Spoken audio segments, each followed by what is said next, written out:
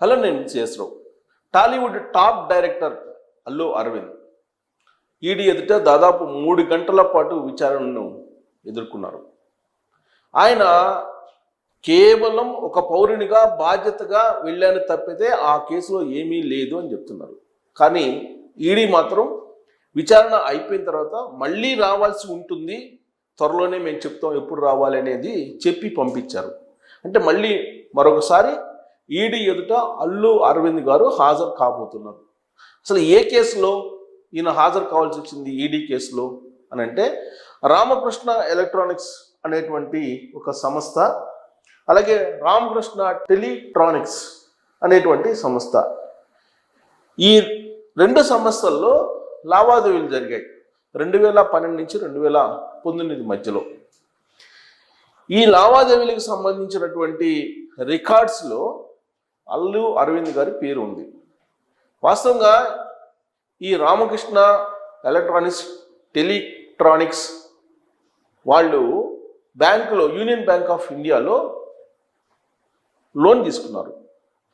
ఆ లోన్ తీసుకున్నటువంటి అమౌంట్ ఎటుపోయింది అనే దాని మీద ఆరోపణలు వచ్చాయి, ఫిర్యాదులు వచ్చాయి. ఈ అమౌంట్ని ఇల్లీగల్ కార్యక్రమానికి ఉపయోగిస్తున్నారు అనేటువంటి అనుమానంతో ఫిర్యాదు చేశారు. బెంగళూరులో సిబిఐ ఫస్ట్ నమోదు చేసింది, తర్వాత హైదరాబాద్లో నమోదు చేసింది, అలాగే ఫైజాబాద్లో కూడా ఈ కేసు నమోదు చేసింది. అయితే తాజాగా ఎఫ్ఐఆర్ అయిపోయిన తర్వాత సిబిఐ, ఆ తర్వాత ఈడీ ఎంటర్ అయ్యి ఇప్పుడు విచారణ కొనసాగిస్తున్నాయి. మొత్తం 101,58,00,000 రూపాయలకి సంబంధించినటువంటి స్కామ్ ఇది. అంటే బ్యాంకులకు ఎగ్గొట్టినటువంటి స్కామ్. ఈ స్కామ్లో అరవింద్ ప్రమేయం ఏంటి అనే దాని మీద మాత్రం టాలీవుడ్లో చర్చ జరుగుతుంది, కలకలం రేగింది, కలవరం కూడా మొదలైంది. అసలు ఎందుకు ఈడీ పిలిపించిందని. జనరల్గా ఈడీ కేసులకి మిగతా కేసులకి చాలా వ్యత్యాసం ఉంటుంది. ఈడీ ఒక ఆరోపణ చేసిందంటే ఆ ఆరోపణ అబద్ధము, నిజం కాదని నిరూపించుకోవాల్సినటువంటి బాధ్యత ఆ నిందితుడి మీద ఉంటుంది.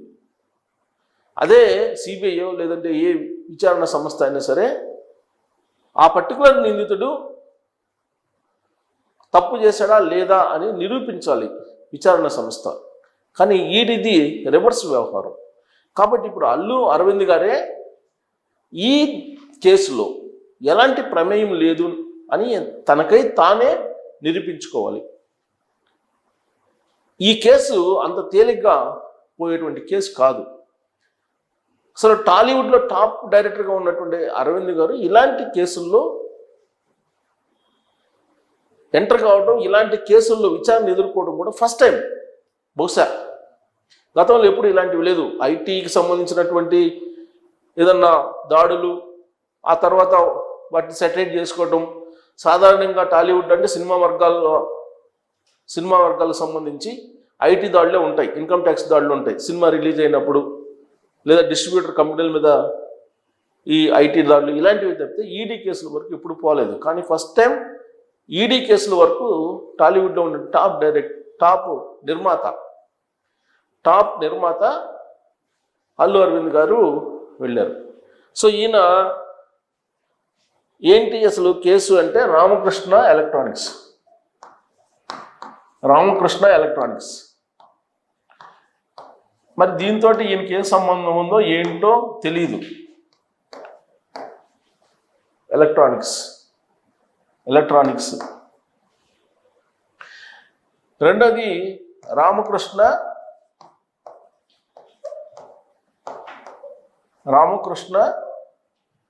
టెలిట్రానిక్స్. విచిత్రంగా ఉంది ఈ పేరు, టెలిట్రానిక్స్. ఈ 2 కంపెనీలు యూనియన్ బ్యాంక్ ఆఫ్ ఇండియా దగ్గర ఎంత తీసుకున్నాయి? 101,58,00,000 ఇది తీసుకుంది ఈ అమౌంట్. ఈ అమౌంట్ తీసుకొని ఈ 2 కంపెనీలకు సంబంధించినటువంటి యజమానులు ఎవరు? రాఘవేంద్ర రావు, రవికుమార్. వీళ్ళిద్దరూ ఈ రెండు కంపెనీలకు సంబంధించినటువంటి యజమానులు. వీళ్ళిద్దరు ఏం చేశారు, ఈ అమౌంట్ని తీసుకొని ఇల్లీగల్గా ఉపయోగించారు అనేది వచ్చినటువంటి కంప్లైంట్. ఈ రాఘవేంద్ర అంటే డైరెక్టర్ కాదు సుమా, సినిమా డైరెక్టర్ రాఘవేంద్ర కాదు సుమా, ఇతను వేరు. సో వీళ్ళిద్దరు కలిసి ఈ అమౌంట్ తీసుకొని ఇల్లీగల్గా చేస్తున్నారు అనేది. ఇంకోటి ఏంటంటే, మరి అరవింద్ గారు చెప్తుంది ఏంటంటే, ఈడీ విచారణ 3 గంటల పాటు ఎదుర్కొని బయటకు వచ్చిన తర్వాత మీడియాకి ఏం చెప్తున్నారంటే,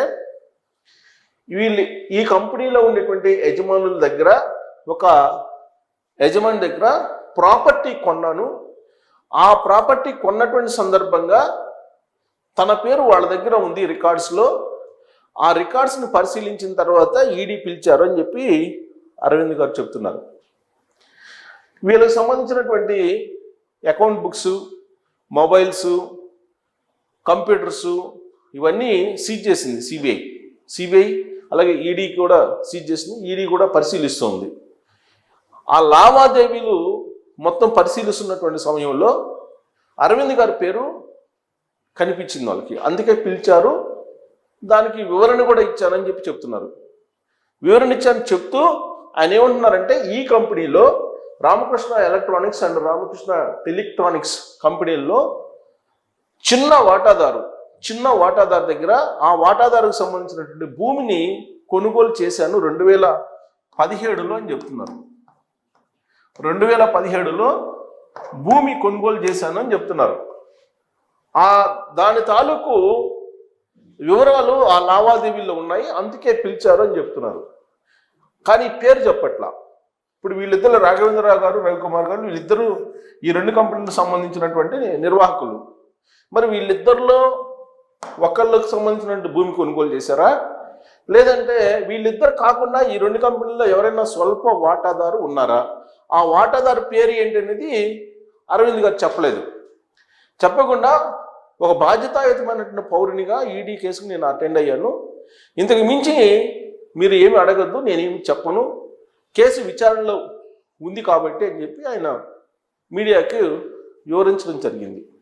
అయితే ఆ చిన్న వాటాదారు ఎవరు, ఆ చిన్న వాటాదారుకు సంబంధించిన భూమి ఎక్కడుంది, ఆ భూమిని 2017లో కొనుగోలు చేసామంటున్నారు. ఎంతకు కొనుగోలు చేశారు, ఎంత అమౌంట్ పే చేశారు, ఈ రుణానికి ఈ భూమికి సంబంధం ఏమైనా ఉందా అనే దాని మీద ఇప్పుడు స్పష్టత రావాల్సి ఉంది. దీనికి సంబంధించి ఈడీ ఆయన్ని పిలిచారా, లేదు కేవలం రికార్డులో ఈయన పేరు ఉంది కాబట్టి పిలవాలి కాబట్టి పిలిచి విచారించారా, అసలు ఏం జరిగింది దీని వెనుక అనేది మీరు ట్రోల్ చేయొచ్చు. Thank you.